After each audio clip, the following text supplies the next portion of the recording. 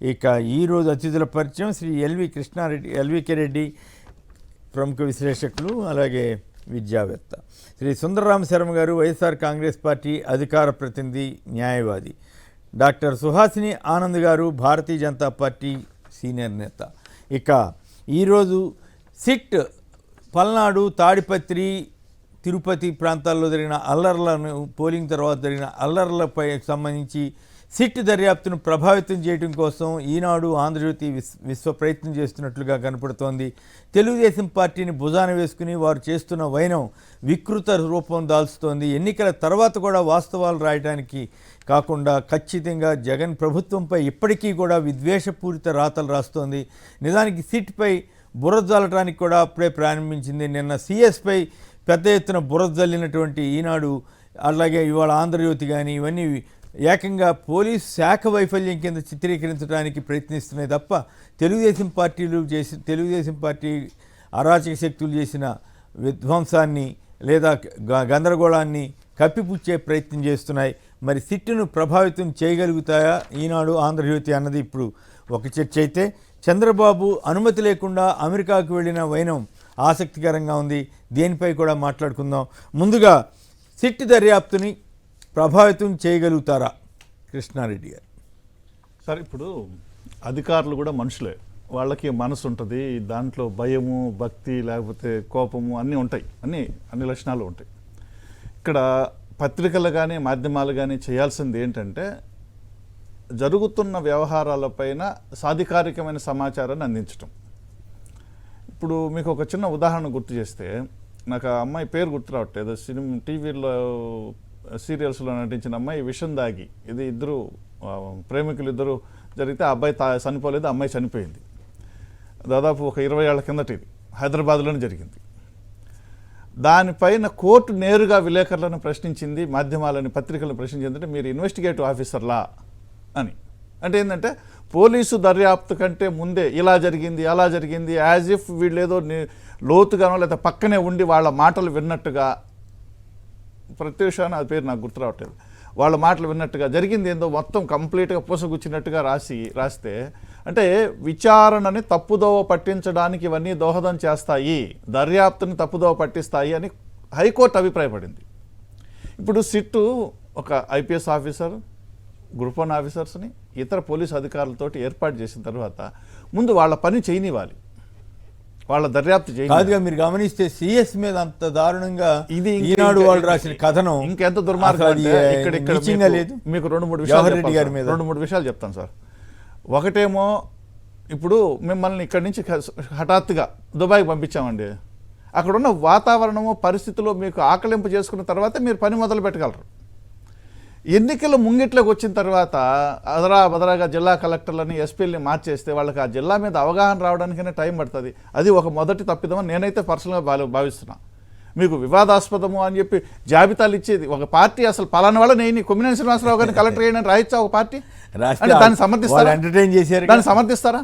అసలు ఈసీ అదే అంగీకరించవచ్చా? మరి దీని గురించి ఏ పత్రికలో ఒక మాట రాయరు. ఆ పలానా పార్టీ అధ్యక్షురాలు, భారతీయ జనతా పార్టీ అధ్యక్షులు పలానా వాళ్ళని నియమించమని ఏ రకంగా రాస్తారు, ఏ రకంగా ప్రతిపాదిస్తారు?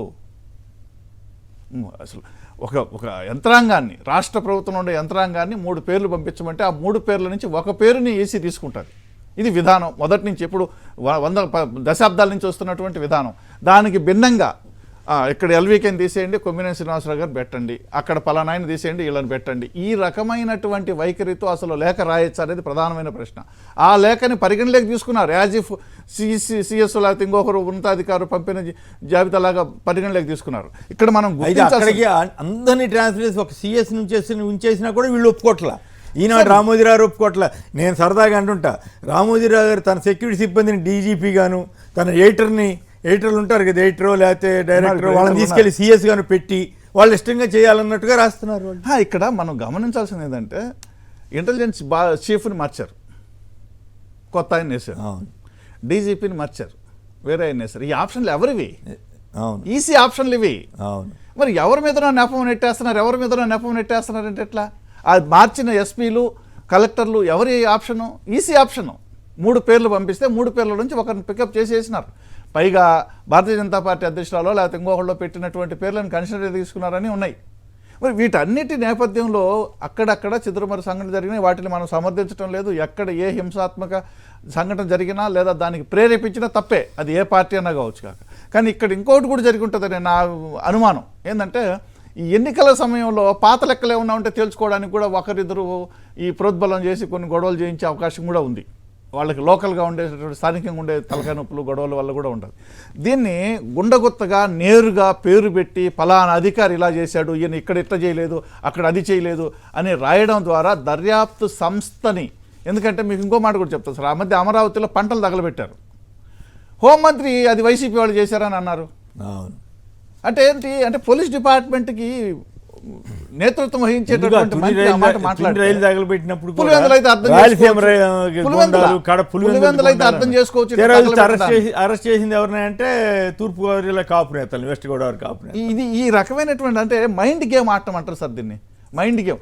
మీరు అంత దూరం అక్కర్లేదు సార్, అసెంబ్లీ జరుగుతూ ఉంటుంది, విలేకరు వెళ్తాడు, విలేకరు వెళ్ళి కవర్ చేసుకొని వస్తాడు, ఆఫీస్లోకి రాగానే ఒక బాస్ పిలుస్తాడు ఆయన్ని, ఏమయ్యా ఇరగ తీసేసినాడు కదా దేవేంద్ర గౌడ్ ఈరోజు అసెంబ్లీలో అని అంటాడు. అంటే అది మైండ్ గేమే. అంటే ఓ దేవేంద్ర గౌడ్ చాలా బాగా మాట్లాడాను, నేను రాయాలన్నమాట అని డిఫెన్స్లోకి వెళ్ళిపోతాడు ఈ అబ్బాయి.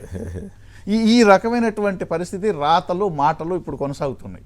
ఎందుకంటే సిట్టేశారు, వాస్తవాలు వస్తాయి బయటికి. వాళ్ళు చెప్పారు వేసినమ్మంటే పలానా వాళ్ళని వేశారు, వాళ్ళు పలానా వాళ్ళ మనుషులని రాసేస్తున్నారు.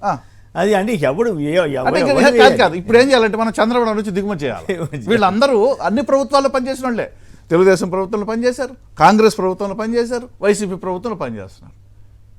అంటే ఇప్పుడు ఏంటి అర్థం? అంటే వీళ్ళు కాక వేరే వాళ్ళు మీకు అనుకూలమైనా అనే అట్లా అనుకుంటారా? సో ఇదన్నీ ఏంటంటే సార్ ఒక మైండ్ గేమ్ ఆడి మానసికమైనటువంటి ఒత్తిడి పెంచి వాళ్ళ మీద వాళ్ళ పని వాళ్ళని సక్రమంగా చేయనీయకుండా చేసేటటువంటి ఒక విధానం ఇది. ఇది పరాకాష్ట ఈ విధానానికి. దీనికి మీడియా ముందుండటం, పార్టీలు మీడియా కలిసి నడుస్తూ ముందుండటం అనేది చాలా దుర్మార్గమైనటువంటి చర్య. తప్పు జరిగితే ఇదో ఇక్కడ తప్పు జరిగింది, దీనికి ఆధారం ఇది. అట్లా కాదుగా. ఇప్పుడు తాడిపత్రిలో ఎమ్మెల్యే ఇంటి మీదకి దాడి చేసి సాక్షాత్తు పోలీసులు సీసీ కెమెరాలు పగలగొట్టిన విషయాలు ఉన్నాయి. ఆ వార్త గురించి ఒక్కటి రాయట్లేదు, ఈనాడు ఆంధ్రజ్యోతి అవి రాయకుండా కప్పిపుచ్చి ఏదో రాస్తున్నారు. ఎందుకు అంత దౌర్భాగ్యం? కావాలని చేశారు అని అంటారు. వాళ్ళ ఇంట్లో సీసీ కెమెరాలు పగలగొట్టారు అంటే ఏంటి? ఆధారాలు లభించకూడదని కదా. అది చేసింది కూడా పోలీసులకి, వాళ్ళకి తేడా ఏముంది? అది చేసింది పోలీసులే, అదే కనిపిస్తుంది. అది అతను కొడుతుంది. ఇంత దుర్మార్గంగా రాయటం అనేది ఏమవుతుందంటే ఇది అంటే సిస్టమ్ దర్యాప్తుని ప్రభావితం చేయగలుగుతారా ఇట్లా రాసి? ఎంతో కొంతమేర ఉంటుంది సార్. ఎందుకంటే వాళ్ళకి ఒక భయం వస్తుంది, ఎందుకు తలకాయ నొప్పి, ఇదేదో అయిపోతుంది కదా, మనకెందుకు తలకాయ నొప్పి. ఎందుకంటే పబ్లిక్లో ఇది ఒక పెద్ద డిస్కషను నిన్న జరిగింది. వాళ్ళ ఊరోళ్ళకి గుర్తుంటుంది, కానీ వాళ్ళ ఊరోళ్ళు కూడా పక్కింటి వాళ్ళకి ప్రత్యేకంగా చూసిన వాళ్ళు తప్ప ఎవరికి తెలుస్తుంది అదంతా ఏం జరిగిందని. ఇప్పుడు తాడిపత్రిలో ఎమ్మెల్యే ఇంట్లో సీసీ కెమెరాలు కూడా పగలగొట్టి విధ్వంసం చేసింది పోలీసులే. కళ్ళ కట్టినట్టు వీడియోలు కనిపిస్తున్నాయి, కానీ ఆ వీడియోలు ఎంతమందికి పోతాయి? కానీ ఈడేం రాస్తారు? తాడిపత్రిలో వైసీపీ ఎమ్మెల్యే కర్రలు తీసుకొని పోయి దాడి చేశాడు అక్కడ పలానా వాళ్ళ ఇళ్ల మీద రాస్తారు. ఇది నిజమేనేమో అనుకునే ప్రమాదం ఒకటి ఉంటుంది. కానీ సిట్టు విచారణ జరిగిన తర్వాత సాక్ష్యాధారాలను సేకరించిన వాళ్ళు చెప్తారు. ఈ లోపల మనమే ఏదో కోయిల ముందే తెలుగుదేశం వాళ్ళు ఎవరైనా హైదరాబాద్ వెళ్తేనేమో అనారోగ్యం కారణంగా వెళ్ళాడని రాస్తున్నారు, వైసీపీ వాళ్ళు ఎవరైనా హైదరాబాద్ వెళ్తే పారిపోతున్నారంట. ఏంది పారిపోతున్నారో ఏమో. రైట్ సార్, నేను మీకు ఇక్కడ ఒక చిన్న మాట చెప్తాను సార్. ఒక మామూలు రైతు ఎవరో ఆ మధ్య వీడియో చూశాను నేను, వాట్సాప్లో వస్తూ ఉంటాయి కదా అవి. ఏమయ్యా కరోనా వచ్చినప్పుడు ఎవరు ఎక్కడున్నారనేది గమనించండి అయ్యా, మీరు ఎవరు ఎక్కడున్నారని గమనించండి. ఏ పార్టీ నాయకులు ఎక్కడెక్కడున్నారు? ఆ పార్టీ నాయకులకి ఏమో డబ్బులు లేవా? 10 రూపాయలు పెట్టి ఉడికిన కూరగాయలు ఇచ్చారా అని అడిగాడు అతను. అంటే ఒకరైతే పరిగెత్తిపోయినారు, పారిపోయినారు, ఇంకా రారు, దుకాణం సర్దేసినారు, ఇంక ఈ దేశానికి రారు. నేనేదో ఒకటి చదివాను, ఎప్పుడు ఆయన వెళ్ళిపోయినట్టు విదేశాలకి, ఇక్కడ ఉండే వ్యాపారాలు ఎత్తుకొని పోయినాడంట. అంటే ఏదో రావణాసురుడు కదా సీతాదేవిని భూమితో సహా పెకలించుకుపోయినట్టుగా మాట్లాడుతున్నారు. ఇది దుర్మార్గం సార్. దీని ఒక పద్ధతి ఉండాలి, ఒక విధానం ఉండాలి, పార్టీలకు సిద్ధాంతాలు ఉంటాయి, దాని మీద మాట్లాడచ్చు, చేస్తే విమర్శలు చేయొచ్చు. మళ్ళీ ఆ ఏపీలోనే తెలంగాణకు వచ్చేసరికి వేరే భజన చేస్తారు, వేరే భజన, అది వేరే కార్యక్రమం. 3 పార్టీలని భజన చేస్తున్నారు. సుహాసిని గారు చెప్పండి, సిట్ను దర్యాప్తును కూడా ప్రభావితం చేయడానికి కొన్ని శక్తులు ప్రయత్నం చేస్తున్నట్లున్నాయి. చివరికి ఈ మొత్తం వ్యవహారంలో మీ పార్టీ అధ్యక్షురాలదే ప్రధాన పాత్ర అన్న విమర్శ చాలా తీవ్రంగా వస్తూ ఉంది. ఆ రకంగా ఉత్తరం రాయటం, ఇన్ఫ్లుయెన్స్ చేయటం, వాళ్ళని మార్చిన ఫలితంగా వాళ్ళు తెలుగుదేశం వాళ్ళు ఏం చెప్తే వాళ్ళు వినడం, కనీసం వీళ్ళు ఫోన్ చేస్తే ఎత్తకపోవడం. సో ఇలాంటి ఆరోపణలు వచ్చిన నేపథ్యంలో గొడవలు జరగటం, గొడవలు జరిగిన తర్వాత ఇప్పుడు సిట్ దర్యాప్తు జరుగుతోంది. దీనిపైన మీ విశ్లేషణ ఏమిటి? ఏకంగా అందరినీ ట్రాన్స్ఫర్ చేసి కానీ సిఎస్ని ట్రాన్స్ఫర్ చేయలేదని ఈనాడు వాళ్ళు దిక్కుమాలని రాతలు రాస్తున్నారు. మీరేమంటారు? కొమ్మినేని గారు నమస్కారం. ప్యానెల్లో ఉన్న పెద్దలకి వీక్షకులందరికీ నమస్తే. ఎన్నికలు జరిగిపోయాయి, ఇంకా ప్రజల అభిప్రాయం అంతా కూడా ఈవీఎంస్ లో నిక్షిప్తంగా ఉంది. కానీ ఇప్పుడు ఏంటంటే పోస్ట్ పోల్ మాట్లాడేది ఒక విశ్లేషణాత్మకంగా మాట్లాడుకోవడం తప్పితే ఇక్కడ ఏం జరిగింది ఆన్ ద పోల్ డే ఎటువంటి ఒక అంటే శాంతి భద్రతలు విఘాతం అయితే ఖచ్చితంగా కలిగిన మాట వాస్తవం. ఇక్కడున్న విధ్వంసకాండ ఎప్పుడూ కనీవిని జరగనట్లుగా ఆంధ్రప్రదేశ్ లో ఒక విధ్వంసకాండ జరగడము అతిగా నమోదైంది. పోలింగ్ పర్సంటేజ్ శాతం కూడా అత్యధికంగా నమోదైన మాట వాస్తవం ఆంధ్రప్రదేశ్ లో. కానీ ఇక్కడ జరుగుతున్న సంఘటనలు సరే చేతలకి రాతలకి ఎంత పొంతన లేకుండా ఉందా లేకపోతే ఏముందా అన్నది కాకుండా సిట్ అయితే ఒకటి దర్యాప్తుకు రావడం అన్నది ఒక ముదావహం. అది ఇంకా ఇవాళ రేపో అది డెఫినెట్లీ కీలకమైన అన్ని కూడా సేకరించింది ఇంకా పంపిస్తున్నారు అని చెప్తున్నారు. అట్లీస్ట్ దానికైనా ఒక వ్యాలిడిటీ ఉంది. కానీ ప్రజలు ఒక విషయం అండి, ఇక్కడ జరుగుతున్న వాటిల్లో ఈ విధంగా రాస్తున్నారు ఆ విధంగా రాస్తున్నారు అనడం కన్నా ఇప్పుడున్న ఒక ప్రభుత్వం బాధ్యతగా ఒక ఎన్నికలప్పుడు జరిగిన వాటికి కొంత దీనిపైన ఎందుకు ఈ విధంగా శాంతి భద్రతలకి విఘాతం కలిగించారు అంటే ప్రజలకి ఎంత వరకు వాళ్ళు మోటివేట్ అయ్యారు అంటే ఇంత విఘాతంగా ఉన్నా సరే ఇంత ఇబ్బందుల పరిస్థితుల్లో కూడా అటు అనంతపురం తిరుపతి ఇవే పల్నాడే కాదు బట్ ఆంధ్రప్రదేశ్ మొత్తంలో ఎక్కడా కూడా తగ్గకుండా పోలింగ్ ఓటర్స్ అందరూ కూడా అధిక శాతంలో వాళ్ళు వచ్చి ఓటు వేయడం నిజంగా ప్రజలలో ఆంధ్రప్రదేశ్ ప్రజలలో ఉన్న చైతన్యానికి హ్యాట్స్ ఆఫ్ అండి. ఇక రెండు రకాలు ప్రభుత్వం ఎవరెవరు ఏ విధంగా నడపగలరు, ఏమేం జరిగాయి, ఏమేం హామీలు ఇచ్చారు అన్న విషయం ప్రజలకు పూర్తిగా అవగాహన ఉంది. ఈ రోజు ప్రధాన మీడియా కానీ అటు సోషల్ మీడియా కానీ రాస్తున్న వాటిపైన అన్ని బోత్ టు అండ్ ఫ్రో మొత్తం అంతా చూస్తూ ఉన్నారు. వాళ్ళకు ఒక అవగాహన కలుగుతోంది. కానీ ఇక్కడ జరిగిన వాటిపైన ఒకే పార్టీ మీ అధ్యక్షురాలు వల్లనే ఇలా జరిగిందిట అన్నది ఇప్పుడే మీరు చెప్పారు. అలా రాతలు రాస్తోంది ఏంటి, అలా చేస్తోంది ఏంటి అని చెప్పి మరి ఇప్పుడు మీరు ఆ మాట అంటే ఎంతవరకు భావ్యం కొమ్మినేని గారు? అట్లా కాదు, రాయటం వేరు వాస్తవం వేరు కదా. అట్లా కాదు సుహాసిని గారు, ఇక్కడ పాయింట్ ఏంటంటే ఎవరి మీదైనా పరిగెట్టు రాయమని నేనైతే చెప్పను. అయితే ఆవిడ తెలుగుదేశం ఆఫీస్ నుంచి వచ్చిన వినతిపత్రం మీద సంతకం పెట్టి పంపించేశారన్నది ఒక అభియోగం. అందులో పలానా ఆఫీసర్లను తీసేయాలని, అక్కడితో కాకుండా పలానా ఆఫీసర్లను పెట్టాలని, బహుశా దేశంలో ఏ రాష్ట్రంలోనూ ఏ నాయకుడు ఇట్లాంటి ఉత్తర్వులు రాస్తే ఎలక్షన్ కమిషన్ వాళ్ళు చివాట్లు పెట్టాలి. చివాట్లు పెట్టకపోగా వాళ్ళు ఎంటర్టైన్ చేయటం, వాళ్ళు అడిగినట్లుగా ఆఫీసర్లని వేయటం. మరి వాళ్ళేమో వైసీపీ వాళ్ళు ఫోన్ చేస్తే ఫోన్ కూడా ఎత్తలేదు. మంత్రి ఫోన్ చేస్తే దిక్కులేదట, చూస్తా కూర్చున్నారట. తాడిపత్రిలో వాళ్ళు వేస్తుంటే పోలీసు వాళ్ళు అక్కడ 10 మంది ఉన్నారు, వాళ్ళు కంట్రోల్ చేయడానికి కూడా ప్రయత్నం చేయట్లా. మనబోటాళ్ళు మళ్ళీ చూస్తా కూర్చున్నారు. మరి ఇవన్నీ ఎందుకు జరిగినాయి? 2 రోజుల ముందు ఎవరన్నా బదిలీ చేస్తారా? బదిలీ చేస్తే కొత్తవాడికి ఏం తెలుస్తుంది, ఏం కదా. ఇవన్నీ పోని వార్నింగ్ ఇచ్చి నోటీస్ ఇచ్చి నువ్వు తప్పు చేస్తున్నావు అని చెప్తే అది వేరే విషయం. ఇట్లా ఇవన్నీ చేయడానికి మీ పార్టీ అధ్యక్షురాలే కారణం కాదు. తెలుగుదేశం చేతిలో మీరు కీలు బొమ్మగా మారన్న విమర్శ రావటం లేదా? ఒకటండి, ఇక్కడ మీరు ఏమన్నారు, అభియోగం అన్నారు. అది నిర్ధారణ ఇవ్వకుండా అభియోగం ఒకటి. రెండోది ఏంటంటే ఒకటి అనుమానాస్పదంగా ఉన్నప్పుడు ఖచ్చితంగా అది హక్కు. అది అక్కడ ఈ విధంగా జరగట్లేదండి. అక్కడ ఇప్పుడు ఇవాళ కూడా చూసాం, మంగళగిరిలో ఎస్ఐఏ 5,000కి ఓటు అమ్ముకున్నారు అని. అంటే కొన్ని చోట్ల కొన్ని వస్తున్న రిపోర్ట్స్ ని బట్టి ఏమవుతోందంటే మేము మెల్లిగా దీనిపైన చూడండి, కొంత మీరు సర్దిద్దుకోండి అనే లోపల ఎలక్షన్స్ అయిపోతాయి శ్రీనివాస్ గారు. అంటే మేము అన్నది ఏంటంటే ఒకటి, ఈ ఎలక్షన్ టైంలో ఇక్కడున్న పరిస్థితులు ఆ విధంగా ఏర్పడ్డాయి. ఎందుకంటే ప్రజలలో కూడా ఇది ఏ పార్టీ అని కానీ ఆ పార్టీ ఈ పార్టీ కానీ ప్రాక్టికల్ గా వాళ్ళు కొన్ని ఫేస్ చేస్తున్నారు.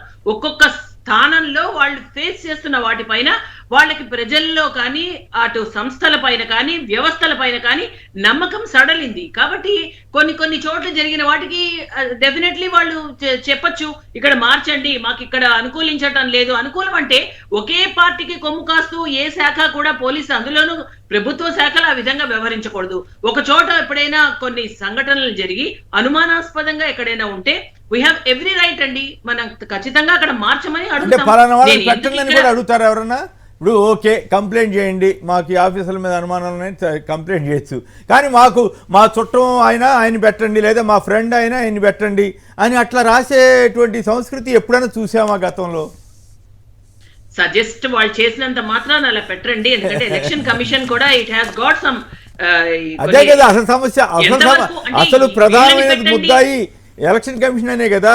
మీరు రాసిన ఉత్తరాన్ని ఎంటర్టైన్ చేయటం ఏంటి, మీరు అడిగినట్లుగా పోస్టింగ్ ఇవ్వటం ఏంటి, తర్వాత వాళ్ళు చూసి చూడనట్టు పోవడం ఏమిటి, ఇదంతా ఆంధ్రప్రదేశ్ మీద పట్టిన పగలాగా వీళ్ళు వ్యవహరించినట్లు కాదా?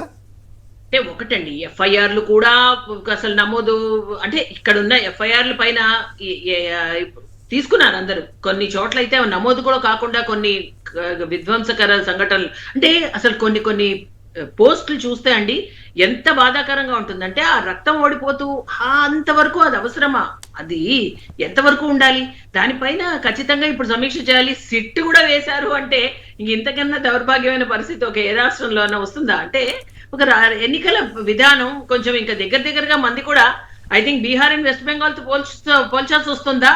అది ఆ విధంగా మనం తయారవుతున్నామా? ఎందుకు ఈ విధంగా ఆంధ్రప్రదేశ్ లో ఈ విధంగా జరుగుతుందన్న బాధ ప్రజల్లో ఉందండి. సో దీనిపైన బాధ్యత మీడియా కూడా వహిస్తోంది, కానీ ఎంత పూర్తి స్థాయిలో ఈ విధంగా మీరు కూడా సహకరించి ప్రజలకి సరైన సమాధానం తీసుకురావాల్సిన అవసరం ఉంది కదా. కానీ తప్పుదోవ పట్టిస్తున్నారు, విపరీత ధోరణిలోకి వెళ్తున్నారు అన్నది ఖచ్చితంగా నేను కూడా ఖండిస్తున్నాను. ఎందుకంటే ఏ రాతలైనా అది ఎంత వరకు ఉండాలి, ఏ విధంగా సజెస్టివ్ గా ఉండాలి. ఇప్పుడు భస్మాసుర హస్తం లాగా ఏ రాతలైనా మితిమీరితే అది ఇంకా పూర్తిగా ఏ పేపర్ ని మీడియాని కూడా నమ్మని పరిస్థితికి ప్రజలు వెళ్ళిపోతారు. అప్పుడు ఎవరికి నష్టం? అంటే క్లియర్ కట్ న్యూస్, క్లియర్ గా ప్రజలకి అందించాల్సిన వార్తలు జెన్యున్ గా కనుక వెళ్తేనే ఓహో ఈ విధంగా జరిగిందా అని దానిపైన ప్రజలు ప్రతిస్పందిస్తారు. కానీ దీనిపైన కూడా ఇంకా ఇది కరెక్ట్ కాదు, ఈ న్యూస్ కరెక్ట్ కాదు, ఇది ఈ పార్టీ కొమ్ము కాస్తుంది, ఈ ఛానల్ ఆ పార్టీ కొమ్ము కాస్తుంది అన్నది ఒక విధానం పడిపోతే ఇంకా ఏమి రాసినా, ఏ రాతలు రాసినా అండి వాళ్ళు చేతలు పడితే వాళ్ళ ఒక ఆలోచన దృక్పథం ఏర్పడుతుంది తప్ప దీనిపైన ఇంతకన్నా మనం చర్చించేది కానీ ఏముండదు సార్.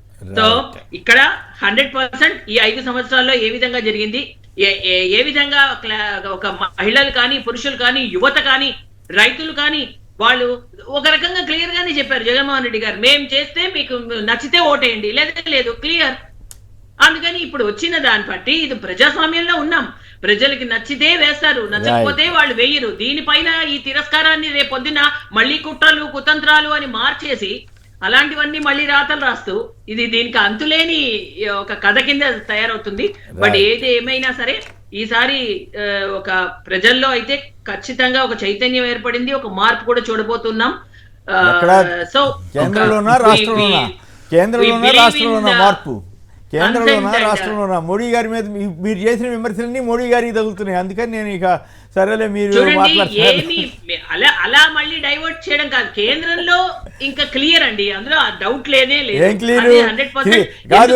ఆ దేశ ప్రధాని ఎవరైనా రావణ మందిరాన్ని బుల్డోజర్ తో కూలుస్తుంది కాంగ్రెస్ అని అంటాడండి? తప్పు కదండి, ఎంత తప్పండి. ఏ దేశ ప్రధాని, మన దేశంలో ఇంతమంది ప్రధానులు వచ్చారు, అట్లాంటి భాష ఎవరైనా మాట్లాడారా? ఇవాళ ఇండస్ట్రీస్లు తరిమేస్తాడు రాహుల్ గాంధీ అని అంటాడు, ఎట్లా అంటాడు? అది తప్పు కదా.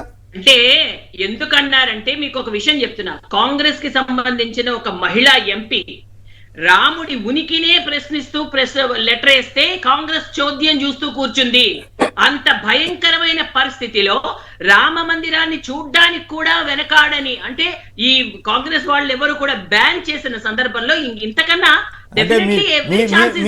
మీరు అడిగిన చోటకల్లా వెళ్ళాలా? కాంగ్రెస్ వాళ్ళు కానీ ఇంకెవాళ్ళు కానీ మీరు రమ్మంటే వెళ్ళాలి, మీరు వద్దంటే మాంటారా? కాదు రామాలయం అక్కడ ఒకసారి కాదు కదా, దేశం అంతా ప్రపంచం అంతా ఉన్నాయి కదా. శ్రీనివాస్ గారు మీరు కట్టిన రామాలయానికి వెళ్ళాలా? కూడా మీరు ఇంకా అలా మాట్లాడితే ఇంతకన్నా దారుణమైన దారుణం కాదండి అసలు. కాదు అయోధ్యలోనే రామాలయం ఉందా? భద్రాచలం ఉంది రామాలయం కాదా?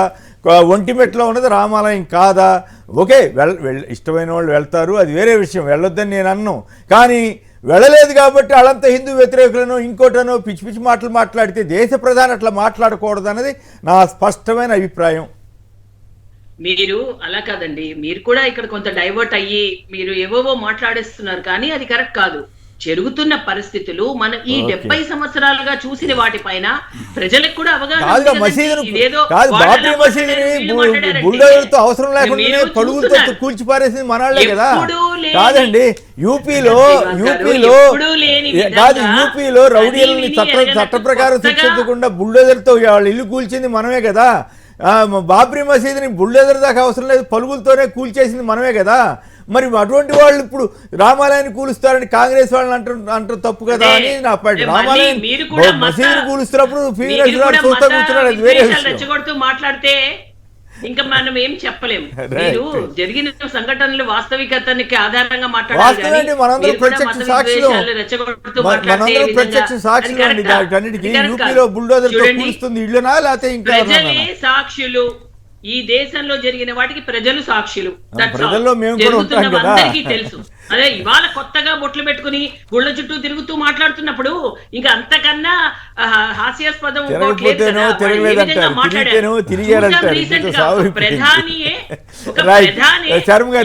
ప్రాథమిక హక్కు ఉందో అక్కడే మతతత్వ మాట మాట్లాడారు కదా మన్మోహన్ సింగ్ గారు. కాబట్టి ఇవన్నీ వస్తున్నాయి, చూసాం. ఇదేమి తప్పుడు ప్రచారం కాదు, క్లియర్ కట్ గా చూసిన తర్వాత మాట్లాడింది మోదీ గారు. వారి మాటని సంకించాల్సిన పని లేదు. ప్రసాద్ గారు నెల్లూరు నుంచి. ప్రసాద్ గారు నమస్కారం, మాట్లాడండి. నమస్కారం సార్. నమస్కారం సార్. ఈ రోజు పరిస్థితి ఏంటంటే ఆంధ్రప్రదేశ్ లో జగన్మోహన్ రెడ్డి గారు ఎప్పుడైతే సీఎం అయ్యారో ఈ బీజేపీ గాని టీడీపీ గాని లేకపోతే వాళ్ళకి సపోర్ట్ చేసే వాళ్ళందరికి కూడా నిద్ర పట్టడం లేదు. ఎందుకంటే జగన్మోహన్ రెడ్డి గారు క్లియర్ గా చెప్తున్నారు, నేను పేదలకే సాయం చేస్తాను, పేదవాళ్ల పక్షాన్ని నిలబడతాను, నా ఎస్సీలు, నా ఎస్టీలు, నా బీసీలు, నా మైనార్టీలు అంటున్నాడు. ఇది ఇప్పుడు ఇంత చరిత్రలో ఉన్న అన్ని రాజకీయ పార్టీలు, వైఎస్ఆర్ పార్టీ ఈ మధ్య వచ్చినప్పుడు అన్ని పార్టీలు కూడా ఈ వర్గాన్ని ఓన్ చేసుకున్న పరిస్థితి లేదు. కొంతమంది ఏదో రకరకాలుగా కొన్ని చిన్న చిన్న తాయిలాలు ఇచ్చారే గాని ఈ వర్గాలను అంత ఓన్ చేసుకున్న పరిస్థితి లేదు. కాబట్టి ఏంటంటే నిన్న జరిగిన ఎన్నికల్లో కూడా చాలా క్లియర్ కట్ గా వైఎస్ఆర్ పార్టీకి లేకపోతే జగన్మోహన్ రెడ్డి మళ్ళీ ముఖ్యమంత్రి కావాలనే కసితో ఓట్లేశారు. అంతేనా? మొన్న ఓటింగ్ పెరిగింది కూడా వీళ్ళందరూ మాకు అనుకూలం అంటున్నారు. కాదు, నేను ఒక బూత్ లో ఓటేసేటప్పుడు నేను గమనించింది ఏంటంటే సార్, వాళ్ళకి పాపం ఓపిక లేకపోయినా కొంతమంది మహిళలు, వృద్ధులు ఏమో నా ఒక్క ఓటు మిస్ అయితే జగన్మోహన్ రెడ్డికి ఏదన్నా పొరపాటు జరుగుద్దేమో, మళ్ళీ దుష్ట శక్తులు మళ్ళీ ఈ రాష్ట్రంలో పరిపాలన చేస్తే మళ్ళీ మేము రోడ్ల మీద పడాల్సి వస్తుందేమో, లేకపోతే వీధుల్లో తిరగాల్సి వస్తుందేమో, సాయంకాలం దాకా ఎండలో నిలబడి. కరెక్టే, అదంతా చెప్పారు, బానే ఉంది. ఇప్పుడు ఈ గొడవలు అల్లర్ల మీద కూడా ఈనాడు వాళ్ళు, ఆంధ్రజ్యోతి వాళ్ళు పచ్చి అబద్ధాలు రాస్తున్నారు కదా, దర్యాప్తు సంస్థలను ప్రభావితం చేస్తున్నారు కదా, ప్రభావితం చేయడానికి ప్రయత్నం చేస్తున్నారు కదా, సిఎస్ జవహర్ రెడ్డి మీద ఉన్నవి లేనివి కల్పించి అభూత కల్పనలు రాస్తున్నారు కదా రామోజీరావు గారు, వీళ్ళంతా కూడా. దాన్ని మీరు సమర్థిస్తారా అన్నది నా పాయింట్. సిఎస్ గారు, జవహర్ రెడ్డి గారు ఎంత నిజాయితీ పరులో ఏ విధంగా ఉంటారనేది అందరికీ తెలిసిన విషయం. ఈ రాష్ట్ర ప్రజలందరికీ ఆయన పని విధానం గురించి ఒక క్లారిటీ ఉంది. ఈనాడు పేపరు ఇంకా భ్రమంలో ఉంది. మేము 20 ఏళ్ల క్రితం ఏమి రాసినా చెల్లింది, అట్లే ఇప్పుడు రాస్తే చెల్లుద్దని అనుకుంటున్నారు రామోజీరావు గారు. కానీ ఈ రోజు చాలా క్లియర్ కట్ గా సోషల్ మీడియా గానీ ఇతర మీడియాలన్నీ ఏ రోజు జరిగిన సమాచారాన్ని అప్డేట్ ఇస్తున్నాయి. కాబట్టి ఈ దుష్ట శక్తులు పత్తి మీడియా చేసేటువంటి నమ్మే ప్రసక్తే లేదు. ఈసారి మళ్ళీ ముఖ్యమంత్రిగా జగన్మోహన్ రెడ్డి గారు వస్తారు, మళ్ళీ పేదల పక్షాన్ని నిలబడతారనేది నా దృఢమైన విశ్వాసం sir. Right, thank you. Ponnaiah గారు చిత్తూరు నుంచి. నమస్తే అండి, అందరికి నమస్కారము. దీనికంతా కారణము బీజేపీ పార్టీ. ఎందుకంటే మోడీ గారు వచ్చి పైన ఏమో పెద్ద మనిషి, చేసేదంతా ఏదో పనులు. ఆ స్టేట్ లో ఒక మాట, ఈ స్టేట్ లో ఒక మాట. దాని వల్ల ఇది బీజేపీ ఉండే వరకు దేశం బాగుపడదండి. ఇంకొక విషయం వచ్చి ఎందుకంటే బాబ్రీ మసీది పడగొట్టింది, కానీ మణిపూర్ లో చర్చిలో 2000 చర్చిలు పడగొట్టింది, కానీ ఆ పాప ఊరిగా పోదండి. Democratic country. రైట్, మీరు కొత్త ఆరోపణలు చేయమంటే లేనిపోయింది. జనక్ ప్రసాద్ గారు కాంగ్రెస్ నేత వారి లైన్లో ఉన్నారు. జనక్ ప్రసాద్ గారు నమస్కారం, బాగున్నారా? నమస్తే అండి, బాగున్నారండి. ఓకే, ఇప్పుడు మేడం గారు చెప్పారు కదండి, రామాలయం రాహుల్ గాంధీ సందర్శించలేదని. అవును, దాదాపు 8 మంది పీఠాధిపతులు ఆ రామాలయంలో చట్టబద్ధంగా కట్టలేదు, ఆకలి శాతం ప్రకారం కట్టలేదు, ఇవి రావన్నారు. వాళ్ళందరూ హిందువులు కాదా? వాళ్ళందరూ హిందువారని చెప్పే ధైర్యం మోడీ గారికి ఉందా? కాదుగా, ఆ మాటకు వస్తే అసలు శిలాన్యాసం చేసిందే రాజీవ్ గాంధీ కదా. 10,000 ఇల్లు యోగి ఆదిత్యనాథ్ ఉత్తరప్రదేశ్ కూర్చుండు, 107 మందిని వేకెంట్ టోటల్లో చంపారు. Right, okay. అందుకొరకు మనం అంటే స్పేషల్ ఇంటిగ్రేషన్ కోసం కాంగ్రెస్ వాళ్ళు ఆత్మ బలిదానం చేశారు. ఒక్క నాయకుడు చేసిందా? ఆర్ఎస్ఎస్ వాళ్ళు క్విట్ ఇండియా మూవ్మెంట్ యాంటీ చేశారు. ఓకే ఓకే, మళ్ళీ అక్కడ మళ్ళీ చరిత్రలోకి వెళ్తే చాలా విషయాలు వస్తాయండి. అపోజ్ చేసినా లేదా? Thank you. Ticket act oppose చేసినా లేదా? మహిళలకి ఓటర్ తీయాలంటే వద్దన్నదా లేదా? Right right, okay. చర్చ ఇంకెక్కడికి వెళ్తుంది. ధన్యవాదాలు జనప్రసాద్ గారు. శర్మ గారు మాట్లాడండి. ఈ సిట్టును ప్రభావితం చేయడానికి వీళ్ళు చేస్తున్న ప్రయత్నాలు ఫలిస్తాయా? ఈనాడు ఆంధ్రజ్యోతి వాళ్ళు చేస్తున్న ప్రయత్నాలు. కేసర్ గారు, మీకు ప్యానెల్లో ఉన్నటువంటి పెద్దలందరికీ నమస్కారం. మనం స్ట్రైట్ గా ఒక మాట చెప్పచ్చు. నిన్న జరిగినటువంటి హింసకి ముఖ్య కారకులు చంద్రబాబు నాయుడు గారు, పురంధరేశ్వర్ గారు. ఇది ప్రజలు అనుకుంటున్నటువంటి మాట. ఒకటి, దీనికి కారణం ఏంటంటే పురంధరేశ్వర్ గారు ఒక 25 మందిని ట్రాన్స్ఫర్ చేయండి అన్నారు అని చెప్పని రాసింది ఈ ఎల్లో పత్రికల్లో. రేపు సిఎస్ గారిని ట్రాన్స్ఫర్ చేయొచ్చు, రేపు డీజీపీ గారిని ట్రాన్స్ఫర్ చేస్తున్నారు, ఇంకొక గంటలోనేమన్నా ఇంటెలిజెన్స్ ఐజీ గారిని ట్రాన్స్ఫర్ చేస్తున్నారని చెప్పని రాసింది కూడా వాళ్ళ ప్రకారం 25 మంది పేర్లు ఇస్తూనే ఎవరెవరిని ఎక్కడ ఏ ప్లేసుల్లో ఉంచాలో కూడా పురంధరేశ్వర్ గారు చెప్పారు అనేటువంటిది సబ్జెక్ట్ కరెక్షన్ రాసింది కూడా ఈ పచ్చ పత్రికలే. అటువంటి పరిస్థితులలో వీళ్ళని కాక మనం ఎవరిని విమర్శించాలి? వాళ్లే కదా రాసింది. ఎవరినెవరిని ట్రాన్స్ఫర్ చేయాలో చెప్పారు, ఎవరు అక్కడ రీప్లేస్ చేయాలో కూడా వాళ్ళే చెప్పారు అనేటువంటిది పచ్చపత్రికల్లో వచ్చింది. ఇంకొక విషయం, పచ్చపత్రికలు వాళ్ళే చెప్పారు కదా రేపు డీజీపీ గారు ట్రాన్స్ఫర్ అవుతున్నారు అని చెప్పని. సిఎస్ గారు సరిగా లేదు, రేపు ఎల్లుండి సిఎస్ గారు కూడా చేస్తున్నారు. ఇప్పుడే ఢిల్లీ వెళ్ళారు, ఢిల్లీ పిలిపించి చివాట్లు పెట్టారు, ఆయన ఇప్పుడు మార్చేసేయచ్చు ఇంకో గంటలో అని కూడా. ఎలక్షన్స్ అయిపోయిన తర్వాత డీజీపీ గారు సిఎస్ గారు ఢిల్లీ వెళ్తే కూడా ఇష్టం వచ్చినట్టుగా రాశారా లేదు? ఇవాళ రోజున ఒక విషయం మనం అందరం కూడా గుర్తుంచుకో.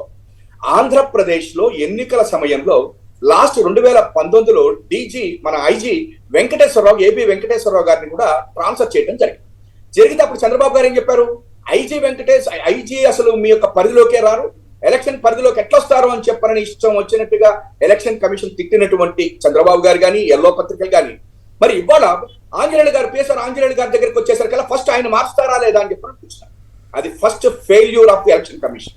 ఒక ఇంటెలిజెన్స్ ఆఫీసర్ ని బ్రహ్మాండంగా పనిచేసేటువంటి వ్యక్తిని మార్చడంతో వీళ్ళు సరైనటువంటి చర్య తీసుకోలేదు అనేది అప్పుడే అర్థమైపోయింది. ఆయన తర్వాతన వెంటనే ఏం చేశారు? కొంతమంది ఎస్పీలని మార్చారు. ఆ మార్చిన తర్వాత కొత్త వాళ్ళు వచ్చారు. ఇప్పుడు మనం అడుగుతున్నది ఒకటే ఒక క్వశ్చన్, మీరు వాళ్ళని ఎందుకు మార్చారు? అక్కడ సరిగ్గా వాళ్ళు విధులు నిర్వర్తించట్లేదు, పక్షపాత ధోరణితో ఉన్నారు అని చెప్పని మీరు మార్చిన తర్వాత మరి హింస ఎందుకు చెలరేగింది? అంటే ఎవరి ఫెయిల్యూర్ ఇది? ఎలక్షన్ కమిషన్ ఫెయిల్యూరా, లేకపోతే అక్కడ ఉన్నట్టుగా రీప్లేస్ చేసిన ఎస్పీల ఫెయిల్యూరా, లేకపోతే సరిగ్గా అసెస్మెంట్ చెయ్యకుండా ఆ రోజు ఉన్నటువంటి ఇంటెలిజెన్స్ ఆఫీసర్ని కానీ అప్పుడు ఉన్నటువంటి ఎస్పీలని మార్చడం ఫెయిల్యూరా? దీని మీదనే ఇవాళ ప్రజలు చర్చలు చేస్తున్నమాట వాస్తవం.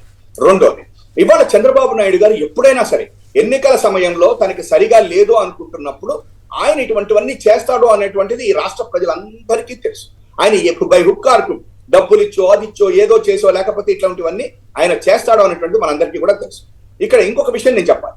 ఇవాళ రోజున పల్నాడులో కానీ, అనంతపురంలో కానీ, నర్సరావుపేటలో కానీ ఆ రకంగా జరగటం అనేటువంటిది ఆల్మోస్ట్ ఈ మధ్య కాలంలో మనం ఎప్పుడు కూడా చూడలేదు. ఎందుకంటే నర్సరావుపేటలో గోపిరెడ్డి శ్రీనివాసరావు గారి ఇంటి మీదకి అసలు డైరెక్ట్ దాడికి వెళ్ళిపోయారు అని చెప్పనేటువంటిది పల్నాడులో ఈ మధ్య కాలంలో మనం ఎప్పుడు కూడా చూడలేదు. అదే రకంగా పోలీసులు కూడా సరిగ్గా వ్యవహరించలేదు, ఎలక్షన్ కమిషన్ తప్పు చేసింది అనేటువంటిది పూర్తిగా ప్రజల్లో వచ్చినటువంటి భావన కేఎస్ఆర్ గారు. ఇంకొక విషయం, ఇవాళ రోజున ఎలక్షన్స్ సరిగ్గా జరగాలి అని మనందరం కూడా కోరుకుంటాం. ఇంత జరిగినప్పటికీ 82% అయింది అని చెప్పనని అంటున్నాం. ఎస్, ఎందుకు జరగదు? ఎందుకనంటే ఇవన్నీ కూడా ఒక రకంగా చెప్పాలంటే చంద్రబాబు గారు చేస్తున్నటువంటి కుట్రలో భాగం అని చెప్పనో, లేదా పురంధరేశ్వర గారు చెప్పినటువంటి వాళ్ళకి ఇచ్చారని మనకు తెలియకుండా మన పచ్చ పత్రికలే చెప్తూ వచ్చినాయి. ఆమె 25 మందికి ట్రాన్స్ఫర్స్ అడిగారు, వీళ్ళని వచ్చారు అని చెప్పారు. ఇంకొక విషయం కూడా, ఇప్పుడు ఈ ఎస్పీలకి కానీ వీళ్ళు ఎవరైనా సరే వారు చేసినటువంటిది చాలా తప్పు. ఒక పక్కన పక్షపాత ధోరణితో వ్యవహరించారు, ఫోన్లు కూడా ఎత్తలేదు, తర్వాత ఏమన్నా అక్కడ ఉన్నటువంటి కింద ఉన్నటువంటి వాళ్ళని కూడా మార్చేశారు అన్నది ఒకటైతే, నిన్న మా పార్టీకి సంబంధించినటువంటి బొత్స సత్యనారాయణ గారు కానీ, కొంతమంది పేర్ని నాని గారు, లేకపోతే వీళ్ళందరూ కూడా గవర్నర్ గారికి దినేష్ మిశ్రానా ఆయన పేరు మీద ఒక లెటర్ కూడా ఇవ్వడం, దీపక్ మిశ్రా ఆయన ఒక అబ్జర్వర్ కింద వచ్చి ఇక్కడ రిటైర్ అయినటువంటి ఒక ఆయన ఇంట్లో ఇది చేసి కొన్ని ఈ ట్రాన్స్ఫర్లు వీటికి ఆయన కూడా కారణభూతుడు అనేటువంటి ఉద్దేశంతో గవర్నర్ గారికి కూడా ఇవ్వటం జరిగింది. తప్పనిసరిగా ఆయన మీద కూడా రేపు కౌంటింగ్ కి ముందరనే ఆ యొక్క అబ్జర్వర్ ని కూడా ఈ సిట్ విచారించేయటం అంటే అప్పుడు బాగుంటుంది. అంతేకాకుండా ఆయన కాల్ డేటాను కూడా డెఫినెట్ గా చూసి సిట్ దాని మీద కూడా చేస్తుందేమో మనం అందరం కూడా చూడాల్సినటువంటి విషయం. ఎందుకు చెప్తున్నానంటే ఒక అబ్జర్వర్ కింద వచ్చి ఒక పోలీస్ డిపార్ట్మెంట్ కి అబ్జర్వర్ కింద వచ్చినటువంటి వ్యక్తి చాలా జాగ్రత్తగా వ్యవహరించాల్సినటువంటి విషయం. రెండోది 4 రోజులు 3 రోజుల్లోనే డీజీపీని కూడా చేంజ్ చేసేసి కొత్త డీజీపీని తెచ్చి ఇప్పుడు ఇవాళ రోజున పచ్చపత్రికలు సిఎస్ గారి మీద ఆ డీజీపీ గారి మీద కూడా అభాండాలు వేసేస్తున్నారు. ఎంత దారుణమో చూడండి. అంటే వీళ్ళకి ఏమైందని చెప్పంటే డీజీపీ గారు వచ్చిన 4 రోజుల్లో ఇవన్నీ ట్రాన్స్ఫర్స్ అవన్నీ చేసేసింది ఎవరు అంటే ఎన్నికల అబ్జర్వర్ ఇచ్చినటువంటి ఒక ఇది తోటి జరిగి ఉంటుంది అనేటువంటిది కూడా ఉంది. కాబట్టి నేను ఒకటే చెప్తా ఉన్నా, ఇవాళ దీనికి అంతటికీ కారణం చంద్రబాబు గారు, పురంధరేశ్వర్ గారు, అందులో అనుమానం ఏమీ అవసరం లేదు. ఈ హింసకి ఎవరైతే బాధ్యులు అంటే ఇప్పుడు సిట్ దర్యాప్తుని ఈనాడు రామోజీరావు, రాధాకృష్ణ వీళ్ళంతా ప్రభావితం చేయగలుగుతారా సార్? ఒకటి ఇప్పుడు నిన్ననే పేపర్లో చూశాను. ఒక పక్కనేమన్నా తెలుగుదేశం పార్టీ వాళ్ళు చెప్పిందంతా కూడా వాళ్ళు విన్నారు అన్నారు. ఆ పక్కనేమన్నా ఆ సిట్ లో ఉన్నటువంటి వాళ్ళందరూ కూడా కొంతమంది ఏసీబీకి సంబంధించిన వాళ్ళు, సిఐడికి సంబంధించిన వాళ్ళు న్యాయం ఎట్లా జరుగుతుంది అని పక్కనే రాస్తున్నారు. అంటే వీళ్ళకి ఎంతసేపటికి కూడా బురద చల్లటం అనేటువంటిది నేర్చుకున్నారు. నెంబర్ 1. నెంబర్ 2, ఇంకొకటి చెప్తున్నాను సార్, సిట్ ఇవాళ వేసినటువంటిది డెఫినెట్ గా బ్రహ్మాండమైనగా పనిచేస్తుందని చెప్పని మనం భావిద్దాం. ఎందుకంటే ఎప్పుడైనా కూడా ప్రభుత్వం కానీ లేకపోతే ఒక ఎలక్షన్ కమిషన్ కానీ ఒక డెసిషన్ తీసుకున్నాక దాని యొక్క ఇది వచ్చేదాకా మనం ఆగాలి. కానీ దయచేసి ఈ పత్రికల్లో వస్తున్నటువంటి పచ్చ పత్రికల్లో వాళ్ళు రాసేటువంటి రాతలు ఏమని, సిట్ వాళ్ళు 4 గంటలు మా గుంటూరులోనే వాళ్ళ జనసేన వాళ్ళని 4 గంటలు కూర్చోబెట్టారట, వైసీపీ వాళ్ళని వెంటనే పంపించారు. మంత్రి వస్తే వెంటనే కలిశారంట, మంత్రిని కూడా కలవద్దని వీళ్ళు రాస్తారు.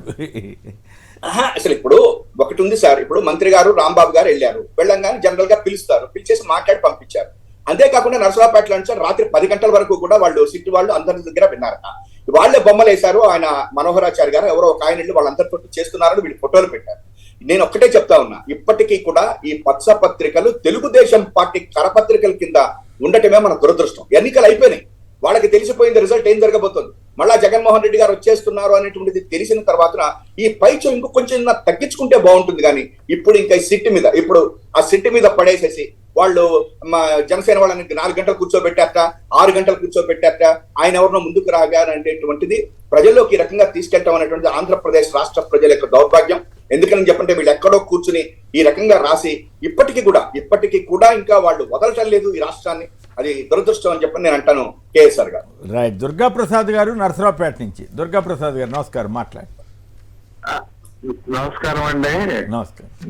నరసరావుపేటలో జరిగిన గోపిరెడ్డి గారి ఇంటిపై జరిగిన దాడిలో వాళ్ళ మామగారు మా అబ్బాయి డాక్టర్ గారు అబ్బాయి లాస్ట్ ఫ్లోర్ లో అన్ని తలుపులు వేసుకొని లిఫ్ట్ కూడా ఆపుకొని దానికి తాళాలు వేసుకొని పైన దాక్కోవాల్సిన పరిస్థితి ఏర్పడింది. నేను ప్రతి అరగంటకి మా అబ్బాయికి ఫోన్ చేసి, ఏందిరా డాక్టర్ గారి మామగారు ఎట్లా ఉన్నారు, నువ్వు ఎట్లా ఉన్నావు, మీకేమైనా ఇబ్బందిగా ఉందా, ఎట్లా ఉందని ప్రతి అరగంటకి ఫోన్ చేసి మా పిల్లగాడిని నేను కనుక్కోవాల్సి వచ్చింది.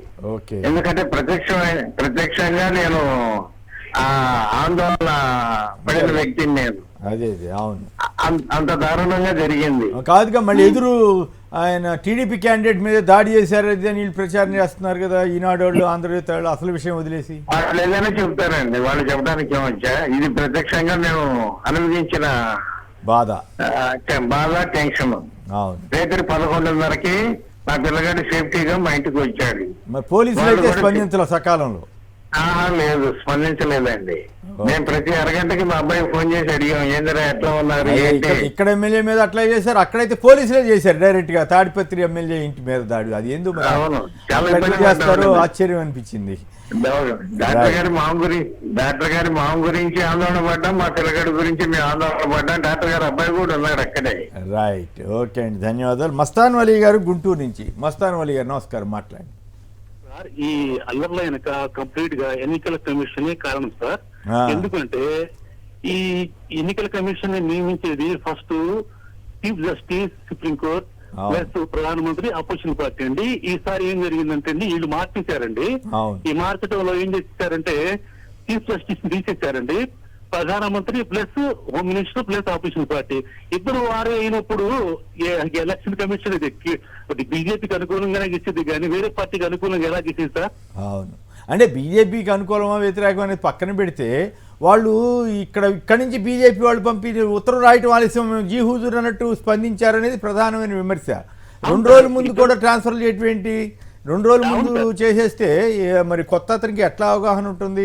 ఓకే, అతను ఏదైనా తప్పు, అంత ముందున్న అతను తప్పు చేస్తుంటే మార్నింగ్ ఇచ్చి నువ్వు తప్పు చేస్తే నీ సంగతి చూస్తామని చెప్పొచ్చు. ఇది వాళ్ళు పరిగెట్టుకుని వేసుకుని వాళ్ళు ఇట్లా చేయటం ఎంత అరాచకానికి వాళ్ళే దారిచ్చినట్లయింది.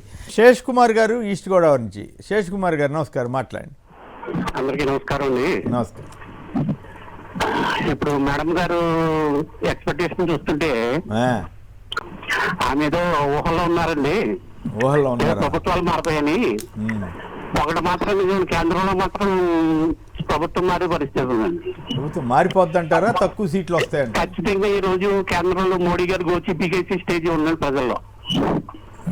అట్లా అభ్యంతరకర పదాలు వాడమాకండి. మీరు ఏమన్నారు? తర్వాత అండి, ఈ రాష్ట్రంలో ఈ కూటమి నేతలకి ఈ పచ్చిపత్రికి ఉద్దేశం ఎలా ఉందంటే పూర్తిగా ఆఫీసులు అందరినీ మార్చేసి బీజేపీ కార్యకర్తలని టీడీపీ కార్యకర్తలు చేసుకునే ఉద్దేశం ఉందండి. వాళ్ళని కాదు, మీరు పొరపాటు చేస్తున్నారు. రామోజీరావు దగ్గర పనిచేసే సెక్యూరిటీ వాళ్ళని, రామోజీరావు దగ్గర పనిచేసే ఎడిటోరియల్ స్టాఫ్ని, ఎడిటర్స్ని వాళ్ళని వేసుకోవాలని ఉంది వాళ్ళ కోరిక. తర్వాత చిన్న రిక్వెస్ట్ అండి, మొన్న ప్రధాని గారితో విషయంలో మాట్లాడుతూ మీతో నేను ఆయన మాటల్లో ఏంటంటే సాధారణ జనాలు ఏమన్నాయన్నానండి. మీరేమో జర్నలిస్ట్ అని అర్థం చేసుకున్నారు. నేను ఎవరిని కాల్కట్ అయిందండి. ఏం చెప్తున్నారు అర్థం కావట్లేదు. పర్వాలేదు, అయిపోయిన దాని గురించి ఇప్పుడు చెప్పిన ఉపయోగం లేదు. రైట్. చంద్రబాబు నాయుడు గారు అమెరికా వెళ్ళడానికి ముందుగా సిఐడి వారి పర్మిషన్ తీసుకోవాల్సి ఉంది. అయినప్పుడు కూడా ఆయన ఏం పట్టించుకోకుండా ఆయన వెళ్ళటం, అక్కడ విమానాశ్రయంలో ఆపటం, ఆ తర్వాత సిఐడి వాళ్ళు సరే ఈసారికి వెళ్ళనివ్వండి వాళ్ళు అనుమతి ఇవ్వటం, ఇవన్నీ జరిగినాయి. అదే జగన్ గారు కనుక పొరపాటున అట్లాంటి ప్రయత్నం చేస్తుంటే ఈ పాటికి ఎంత రచ్చరచ్చ చేసి ఉండేవాళ్ళు అనే విమర్శలు, వ్యాఖ్యలు వస్తూ ఉన్నాయి. మరి అంత పెద్ద సీనియర్ నేత అలా చేయవచ్చా?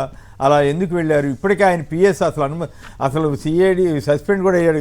తర్వాత అతన్ని ముందే విచారణకు ముందే దేశం దాటిచ్చేశారనే విమర్శలు ఎదుర్కొన్న చంద్రబాబు గారు ఇప్పుడు ఈ పరిస్థితి ఏమిటి?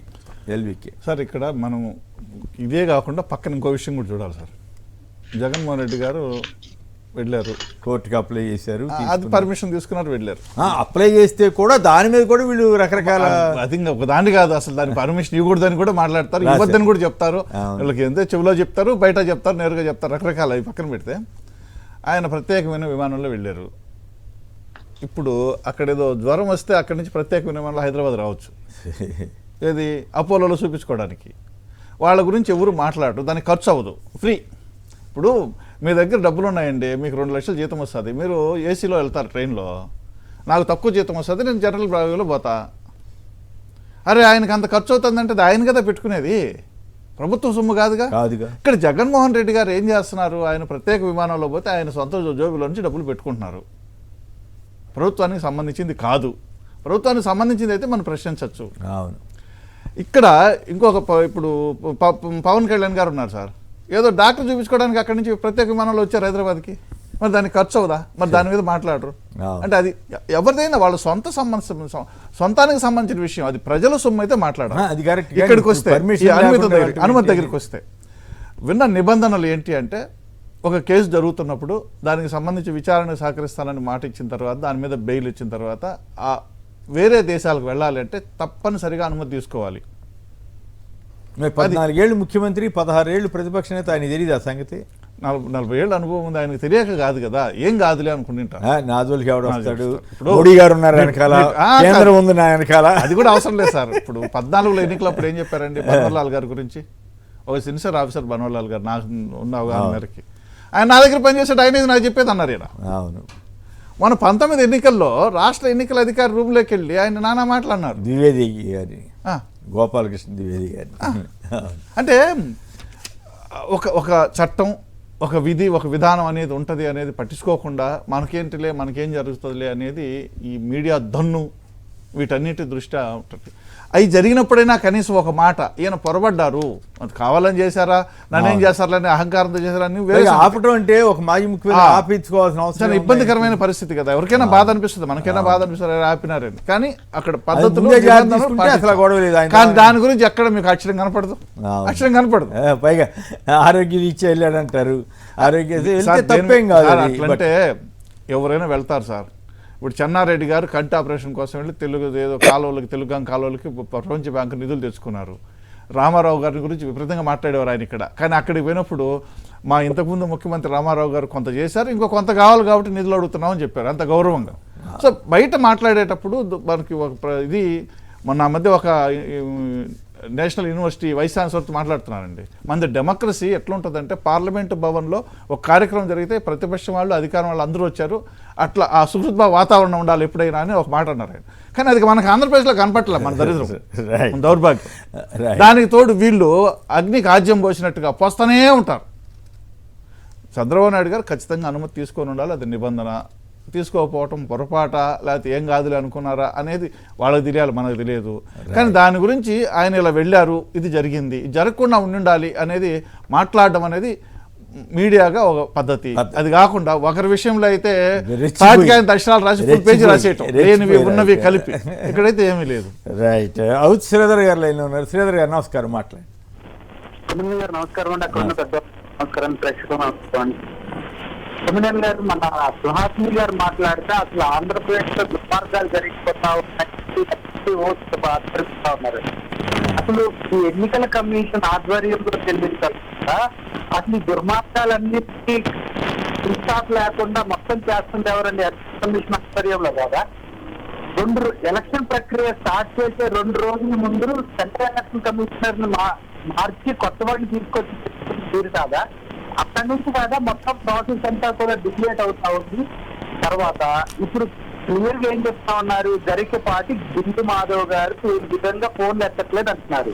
మంచి ఆన్సర్ బట్ ఎందుకు ఆ జరికపాటి బిందు మాధవ్ గారు ఫోన్ ఎత్తలేదు, ఎమ్మెల్యే గారు ఎంపీ క్యాండిడేట్ గారు ఎందుకు ఫోన్ ఎత్తలేదు, ఎందుకు మాట్లాడలేకపోతున్నారు? సో వీళ్ళు కావాలని చెప్పి వీళ్ళు వచ్చే ఒక సీటు 1/2 సీటు కోసం కేవలం సాగిలా పడిపోయి బీజేపీ వాళ్ళు పూర్తిగా సాగిలా పడిపోయి చంద్రబాబు నాయుడు అంతిమ దశలో ఇంకా వెంటిలేటర్ మీద ఉన్న వీళ్ళ పార్టీని తప్ప వాళ్ళ పార్టీని భర్తీ చేసుకున్న ప్రక్రియ ప్రజలంతా గమనిస్తా ఉన్నారు. కానీ ఈ బీజేపీ నాయకులు మాట్లాడలేదు. ఒకటి. రెండవది వచ్చేసి ఇంత హింస జరుగుతుంటే ఎందుకు పురంధరేశ్వర గారు మౌనంగా ఉన్నారు? ఆ రోజున ఆవిడ కదా ఉత్తరాలు రాసి వీళ్ళందరినీ మార్చాలని చెప్పి అడిగింది, ఆవిడ ఎందుకు బాధ్యత తీసుకోదు? ఇప్పుడు ఇదంతా కూడా పూర్తి బాధ్యత బీజేపీ నాయకులది, తెలుగుదేశం నాయకులది. ఓకే. శర్మ గారు చెప్పండి, ఏమిటి చంద్రబాబు గారు అనుమతి లేకుండా వెళ్ళటానికి ప్రయత్నం చేయటం ఇదంతా అవసరమా? ఆయనకి చక్కగా ఒక లెటర్ రాసేస్తే అయిపోయేదానికి ఎందుకు ఇంత రచ్చ చేసుకున్నారు? అదే జగన్ గారి విషయంలో జరిగితే ఎంత బేభత్సంగా ప్రచారం చేసి ఉండేవాళ్ళు. ఇక్కడ రచ్చ జరగకుండా మా ఎల్లో పత్రికలు కాపాడినాయి కదా సార్. జనరల్ గా ఏంటంటే జగన్ గారు మన సిబిఐ కోర్టులో పిటిషన్ ఫైల్ చేశారు, ఏమని విదేశాలకు వెళ్తాను అని. వెంటనే వెళ్ళిపోతున్నాడు అనుకుంటా పచ్చపత్రికలు రాసినటువంటి వాళ్ళు సిబిఐ వాళ్ళు రాసినటువంటి అఫిడవిట్ తీసుకుని వెళ్ళటానికి వీలు లేదన్నారు అని చెప్పని అవన్నీ ప్రసారం చేసినటువంటి వీళ్ళు మరి చంద్రబాబు నాయుడు గారి విషయంలో కూడా చేయాలి కదా. అసలు ఆయన అసలు పిటిషనే ఫైల్ చేయలేదని చెప్తున్నారు కదా ఇప్పుడు. రెండోది, ఆయన మీద లుక్అవుట్ నోటీసులు ఉన్నమాట వాస్తవం. ఆయన ఫైబర్ నెట్ కేసులు వీటిగా లుక్అవుట్ నోటీసులు ఆయన మీద ఉన్నాయి. అసలు ఆయన ప్రస్తుతానికి అక్కడికి వెళ్ళిపోయింది ఏంటంటే ఇవన్నీ కూడా వ్యవస్థలలో ఉన్నటువంటి కొంతమంది స్లీపర్ సెల్స్ ఈ రోజుకి చంద్రబాబు గారికి ఉన్నారు అనేటువంటిదే ప్రజలు అనుకుంటున్నదండి. ఎందుకంటే అసలు ఎయిర్పోర్ట్ దాకా వెళ్ళినారు ఈయన. ఎయిర్పోర్ట్ దాకా నాకు గుర్తు సుజనా చౌదరి గారు కూడా వెళ్తే ఏం చేశారు, వెనక్కి పంపించారు కదా. తర్వాత నా సబ్జెక్టు కరెక్షన్ హైకోర్టుకి వెళ్ళి మళ్ళీ పర్మిషన్ తీసుకుని ఆయన వెళ్ళారు. మరి ఈయనకు వచ్చేసరికి వెనక్కి ఎందుకు రాలేదు ఆయన? అసలు ఇంకొక విషయం, అసలు ఆయన ఎట్లా వెళ్తాడు? ఒక ముఖ్యమంత్రి చేసినటువంటి వ్యక్తి 14 సంవత్సరాలు అసలు ఈ మాత్రం తెలియదా అంటే తెలుసు ఆయన. అన్నీ కూడా ముందర మీరు వెళ్ళిపోండి సార్, అక్కడికి వెళ్ళిపోండి మేము చూసుకుంటామంటే వెంటనే కొంతమంది మామూలుగా ఉంటారు అడ్వకేట్స్, దానికోసం దాన్ని మనం తప్పు పట్టలేము. వాళ్ళు వెళ్ళారు, చేశారు, ఇమిగ్రేషన్ వాళ్ళతో ఇచ్చేశారు. సరే వాళ్ళు ఏదో సిఐడి తోటి మాట్లాడాక వెనక్కి ఆయన్ని పంపించేశారు. ఇక్కడ ఒకటి ఫస్ట్ స్పెసిఫిక్ గా తెలుసుకోవాల్సింది ఏంటంటే, అసలు చంద్రబాబు నాయుడు గారు అమెరికా ఎందుకు వెళ్ళాడు? ఆ పెంజాల శ్రీనివాస్ గారు అనేటువంటి అతను ఇప్పుడు అక్కడే ఉన్నాడు కదా, అతని మీద ఇవాళ రోజున సిఐడి ఇది చేస్తుంది కదా, ఆయన అమెరికా పారిపోయాడు కదా. అట్లాగే ఇప్పుడు చంద్రబాబు నాయుడు గారు వెళ్ళినటువంటి పెంజాల శ్రీనివాస్ గారు అనేటువంటి వ్యక్తి అసలు మెయిన్ ఇది కదా. మరి అటువంటిప్పుడు వాళ్ళిద్దరు రేపు పొద్దున అక్కడ కలుస్తారా, కలిస్తే ఏమవుతుంది అనేటువంటిదన్నీ కూడా ఇవాళ ఆంధ్రప్రదేశ్ ప్రజలు చూస్తా ఉన్నారు. ఎందుకని చెప్పంటే ఇవాళ స్కిల్ డెవలప్మెంట్ కేసులో లేదా ఇన్కమ్ ట్యాక్స్ కేసులో 110 కోట్ల రూపాయలకు సంబంధించి రాజేష్ అనేటువంటి అతను, పెంజాల శ్రీనివాసు అనేటువంటి వాళ్ళు ఇచ్చినటువంటి ఆధారాలు మెయిన్. అట్లాగే చంద్రబాబు నాయుడు గారి యొక్క స్కిల్ డెవలప్మెంట్ కేసు విషయంలో కూడాను ఇవాళ పెంజాల శ్రీనివాస్ గారు, ఆ పెంజాల శ్రీనివాస్ గారి మీద ఇన్కమ్ ట్యాక్స్ వాళ్ళు కానీ వీళ్ళు రైట్ చేసినటువంటిది తెలుసు మనకి. కాబట్టి ఇవాళ చంద్రబాబు నాయుడు గారు అమెరికా ఇప్పుడు ఎందుకు వెళ్ళాడు? మరి ఇన్ని రోజుల పాటు ఆరోగ్యం బాగానే ఉందా? 52 రోజులు జైల్లో కూర్చున్నప్పుడు దోమలు నా చేత చంపించేసేయచ్చు, నా ఆరోగ్యం బాగాలేదు, కన్నుకి కనుక ఇప్పుడు ఆపరేషన్ చేయించుకోకపోతే ప్రాణానికే ముప్పు అని ఇన్ని చెప్పి బయటకు వచ్చినటువంటి వ్యక్తి బ్రహ్మాండంగా బెయిల్ వచ్చిన తర్వాత, రెగ్యులర్ బెయిల్ వచ్చిన తర్వాత మొత్తం వీటిలో కూడా నాకు అంబులెన్స్లు లేకుండా, డాక్టర్లు లేకుండా శుభ్రంగా తిరిగి వెంటనే 2-3 రోజుల్లోనే ఆయనకు అర్జెంటుగా ఇప్పుడు అమెరికా వెళ్ళాలా? అసలు ఏ డాక్టర్ ఇక్కడ ఆయనకు ఆపరేషన్ చేస్తున్నాడు? అవన్నీ ఇవాళ రోజున పచ్చపత్రిక రాయక్కర్లేదా? మరి జగన్ గారికి 4 గంటలు లేట్ అయితే ఆమ్స్టర్డామ్ కి ఎందుకు వెళ్ళారు అని చెప్పని పుంకాలుగా రాసే పచ్చపత్రికలు అసలు చంద్రబాబు నాయుడు గారు అమెరికా వెళ్ళటానికి హైదరాబాద్ కట్టింది ఆయనే కదా, హైదరాబాద్ హాస్పిటల్స్ తెచ్చింది ఆయనే కదా. మరి అటువంటిప్పుడు ఆయన వైద్యం చేసేటువంటి డాక్టర్లు ఇక్కడ లేరా? మరి లేకే అమెరికా పోతున్నాడా? ఏ డాక్టర్ ఆయనకి చేస్తున్నారు అక్కడ? ఇవన్నీ కూడా పచ్చపత్రికలు మనందరికీ తెలియజేయాల్సినటువంటి అవసరం లేదా?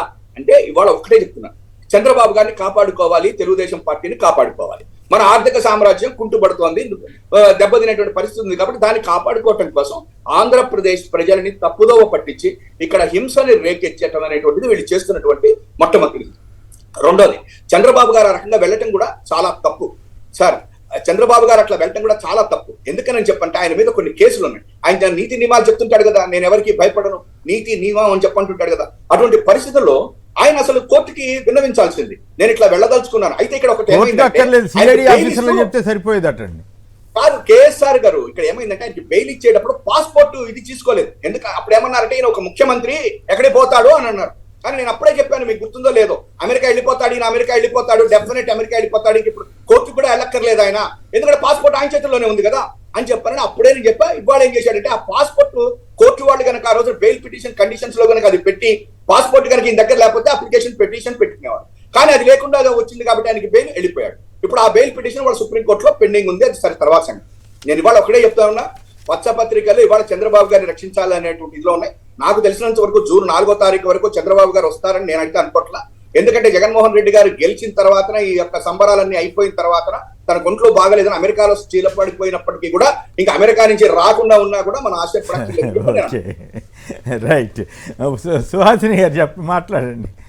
లేదు, విశ్వాసం ఉండొచ్చు, కొంచెం అతి విశ్వాసం గానీ అత్యుత్సాహం గానీ కొంచెం ఎక్కువైంది అనుకుంటున్నాము. ప్రజాస్వామ్యంలో ఒకటి అయిపోయే ఎలక్షన్ ఇంక వస్తున్నాయి 2 వారాల్లో మనం చూడబోతున్నాము. అంటే ఇది ఎలా ఉందంటే జగన్మోహన్ రెడ్డి గారు వెళ్తున్నప్పుడు ప్రశ్నించారు కాబట్టి చంద్రబాబు నాయుడు గారిని కూడా మనం ప్రశ్నించాలి అన్న ధోరణిలో ఏముందండి? ఇప్పుడు కేసెస్ ఎవరి మీద ఎన్ని ఉన్నాయి, ఏ క్రిమినల్ కేసెస్ ఉన్నాయి, ఏం పెండింగ్లు ఉన్నాయి, ఇవన్నీ కోర్టుకు తెలియని విషయాలు కాదు.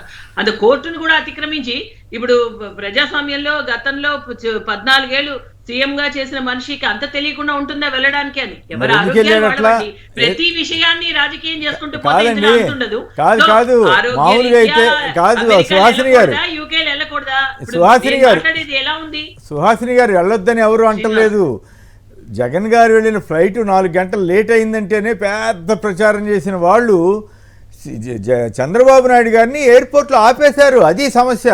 ఆపడం అంటే మరి ఎందుకు ఆపారు? ఆపింది ఎవరు? సెంట్రల్ గవర్నమెంట్కి సంబంధించిన ఆఫీసర్లే, ఇమ్మిగ్రేషన్ ఆఫీసర్లే కదా ఆపేది. అక్కడేం స్టేట్ గవర్నమెంట్ ఆఫీసర్లు ఉండరు కదా, వాళ్ళే ఆపారు. వాళ్ళు ఆపితే తర్వాత సిఐడితో మాట్లాడితే ఓకే అని వాళ్ళు చెప్పిన తర్వాత వెళ్ళారు. మరి ఆ పరిస్థితి ఎందుకు చేసుకోవాలన్నది ప్రశ్న. అంటే కొన్ని పేపర్స్ చెక్ చేసుకోవడానికి ఆగితే అది ఆపేశారు, ఇంకా వెళ్ళనీయకుండా నిర్బంధించేశారు అని మాట్లాడితే ఎట్లా సార్? ఎవరన్నా నిర్బంధించినట్టు పేపర్స్ సబ్మిషన్ కి ఆగాలి, వాళ్ళన్ని క్లారిటీ అంత తొందరగా ఏమీ క్లియరెన్స్ రాదండి. వాళ్ళ దగ్గర అన్ని పర్మిషన్స్ ఉన్నాయి కాబట్టి అక్కడ ఆగి ఆ పర్మిషన్స్ చూపించి వాళ్ళు క్లియర్ అయ్యి వెళ్ళిపోయారు. అంతేగాని ఇప్పుడు అమెరికాకి వెళ్తేనో యూకేకి వెళ్తేనో రిజల్ట్స్ ఆగవు, వస్తున్నాయి 2 వారాల్లో. సో ఎవరి ఉత్సాహం వాళ్ళకుంది. మాకు చాలా పూర్తి నమ్మకం ఉంది. కూటమి చాలా మంచి పర్సంటేజ్ అండ్ మంచి ఓట్ శాతం వచ్చిన మూలాన, అదే కాకుండా చాలా క్లియర్ కట్ గా మాకున్న ఒక మెజారిటీ మాకు రాబోతోంది. అది మనం త్వరలో చూస్తాం. ఆ సంబరాల్లో ఎన్ని వస్తాయి అనుకుంటున్నారు కూటమికి? 100% వస్తాయండి. ఇంకా వస్తున్నాయి కదా. మాకు రిజల్ట్స్ ముందు మనం pre exit polls are not allowed కాబట్టి మాకు ఒక ఫిగర్ వచ్చింది. సో చెప్పొచ్చు, అంచనా చెప్పుకోవచ్చు. సో డెఫినెట్లీ చాలా మంచి పర్సంటేజ్ ఆఫ్ ఓట్స్ శాతం ఈసారి కూటమికి రాబోతోందండి. ఓట్లు వచ్చిన సీట్లు వస్తాయో రావో చూసుకోండి. సీట్లు ఎన్ని వస్తాయో చెప్పమంటే చెప్పట్లేదు కదా, వెనకాడుతున్నారు.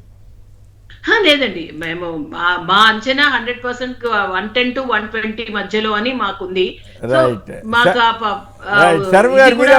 వస్తున్నాయి. ఎందుకంటే చాలా మంది ప్రజల్లో మారాలి ఈసారి ప్రభుత్వం అన్నది ఉందండి. అంటే మహిళలు ఇప్పుడు ఎవరి అదే హామీలు మీ పథకాలే కదా ప్రజలకు ఇప్పుడు క్లియర్ కట్ గా వాళ్ళేమో ప్రత్యేకంగా మార్చాల్సిన పని లేకుండా సులభతరం చేశారు. చెప్పండి కేసీఆర్ గారు, మీకు గుర్తుంది 2019 ఆ రోజు సాయంకాలం వచ్చినప్పుడు చెప్పా 1 సైడ్ వేవ్ అని చెప్పని. ఇవాళ మళ్ళా చెప్తున్నా 1 సైడ్ వేవ్, 151+ తప్ప కిందకి దిగేది లేదు. 151 పైన ఎన్ని అని. అయితే ఒక్కటి మాత్రం, ఈసారి చంద్రబాబు నాయుడు గారికి ఈసారి లాస్ట్ టైం 23 వచ్చి ప్రతిపక్ష హోదా వచ్చింది. ఈసారి చంద్రబాబు నాయుడు టీడీపీకి ప్రతిపక్ష హోదా కూడా రాదు అనేటువంటిది ఘంటాపదంగా చెప్పడం. రైట్. మీరేం చెప్తారు సార్? ఎన్నికల్లో ఎవరికి ఎన్ని సీట్లు అనేది కాదు, కానీ ఇద్దరికి 2 పార్టీలకి ప్లస్ మైనస్ ఉన్నాయి. ఆ ప్లస్ లో కొంత వైసీపీకి అనుకూలమైన వాతావరణం ఎట్లా చెప్తామంటే, వైసీపీకి అనుకూలమైన వాతావరణం ప్రజల్లో ఒక నాయకుడు మాట్లాడే మాటలకి వచ్చేటటువంటి స్పందన, క్రెడిబిలిటీ, అది బాగా కనపడింది అనేది నా అబ్జర్వేషన్. బాగా కనపడింది. జగన్ గారు మాట్లాడుతున్నప్పుడు ఏ ఊర్లో పోయినా సభలో మాట్లాడేటప్పుడు విపరీతమైన స్పందన పబ్లిక్ నుంచి కనపడింది. అది ఓట్లు క్యూలో నిలబడ్డారు అనేది, క్యూలో నిలబడింది పర్సంటేజ్లు అవన్నీ వాళ్ళు సర్వేలు చేసిన వాళ్ళు మాట్లాడుతున్నారు, కానీ నేను దాని జోలికి పోను. రైట్. ఎల్వికే రెడ్డి గారు, సుందరరామ్ శర్మ గారు, డాక్టర్ సుహాసిని ఆనంద్ గారు, అందరికీ కూడా ధన్యవాదాలు. ఇది నేటి వార్తా విశ్లేషణ కార్యక్రమం. నమస్కారం.